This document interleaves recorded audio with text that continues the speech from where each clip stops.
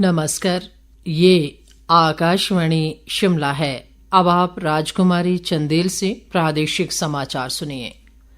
प्रदेश के 3 विधानसभा क्षेत्रों देहरा, हमीरपुर और नालागढ़ में 10 जुलाई को होने वाले उपचुनाव के लिए अब 7 दिन शेष रह गए हैं।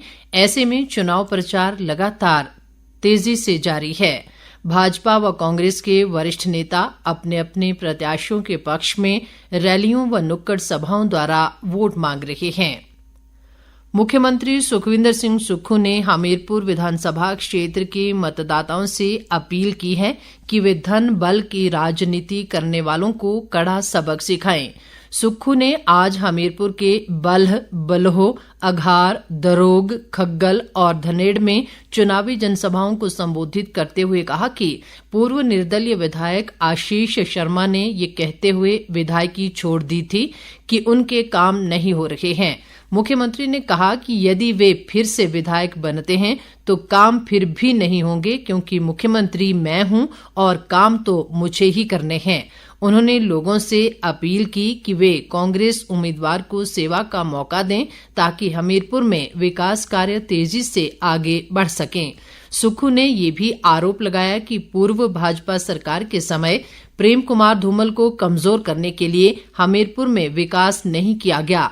उन्होंने कहा कि हमीरपुर से ही 3 पूर्व विधायक नहीं चाहते कि जिले का मुख्यमंत्री हो, इसलिए उन्होंने सरकार के खिलाफ बगावत की और सरकार को अस्थिर करने का प्रयास किया। उन्होंने भाजपा प्रत्याशी आशीष शर्मा को व्यापारी और अहंकारी भी करार दिया। प्रदेश भाजपा अध्यक्ष राजीव बिंदल ने कहा है कि प्रदेश में मित्रों का टोला लगातार भ्रष्टाचार फैला रहा है। बिंदल ने आज देहरा विधानसभा क्षेत्र में विभिन्न स्थानों पर पार्टी प्रत्याशी होशियार सिंह के पक्ष में चुनाव प्रचार करते हुए प्रदेश की कांग्रेस सरकार को माफिया की गिरफ्त में बताया। उन्होंने कहा कि प्रदेश में कानून व्यवस्था ध्वस्त हो चुकी है और आपराधिक घटनाओं में हर रोज वृद्धि हो रही है। बिलासपुर और नालागढ़ में हुए गोलीकांड इसके साक्षी हैं। उन्होंने खाद्य व नागरिक आपूर्ति निगम के देहरा स्थित राशन गोदाम में बड़े घोटाले का आरोप लगाया और कहा कि यहां से लगभग 1 करोड़ रुपए का राशन गायब हो गया है। देहरा विधानसभा क्षेत्र उपचुनाव में भाजपा प्रत्याशी होशियार सिंह ने कहा है कि मुख्यमंत्री सुखविंदर सिंह सुक्खू ने यदि बीते 15 महीनों में देहरा में विकास किया होता तो आज ना उपचुनाव होता और ना ही सुक्खू को अपनी पत्नी की जीत की चिंता करनी पड़ती। उन्होंने कहा कि चुनाव विश्वास और विकास के द्वारा जीते जाते हैं, ना कि लोगों को डरा धमका कर। होशियार सिंह ने कहा कि देहरा की जनता पहले भी उनके साथ थी और आज भी उनके साथ है। उन्होंने कांग्रेस प्रत्याशी कमलेश ठाकुर से भी पूछा कि सरकार बनने के 15 महीने बाद ही मायका क्यों याद आया। होशियार सिंह ने कहा कि देहरा की जनता भोली भाली जरूर है, लेकिन सुक्खू के बहकावे में आने वाली नहीं है। कोलकाता के आरोही क्लब ने लाहौल स्पीति की 6159 मीटर ऊंची गुप्त पर्वत चोटी को सफलतापूर्वक फतेह किया है। आरोही क्लब के 12 सदस्यों के दल ने 25 जून को गुप्त पर्वत को फतेह किया।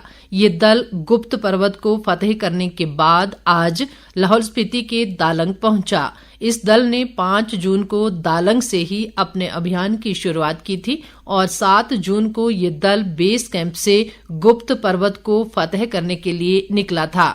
1973 में एक जापानी दल ने पहली बार इस पर्वत को फतेह किया था। उसके बाद आरोही क्लब इस पर्वत को फतेह करने वाला दूसरा दल है। प्रदेश के कृषि विभाग को अंतर्राष्ट्रीय मिलेट्स वर्ष 2023 के दौरान मिलेट्स के प्रचार प्रसार में उत्कृष्ट कार्य करने के लिए प्रशंसा पत्र से सम्मानित किया गया है। कृषि विभाग को भारत सरकार के कृषि और किसान कल्याण मंत्रालय द्वारा ये प्रशंसा पत्र दिया गया है।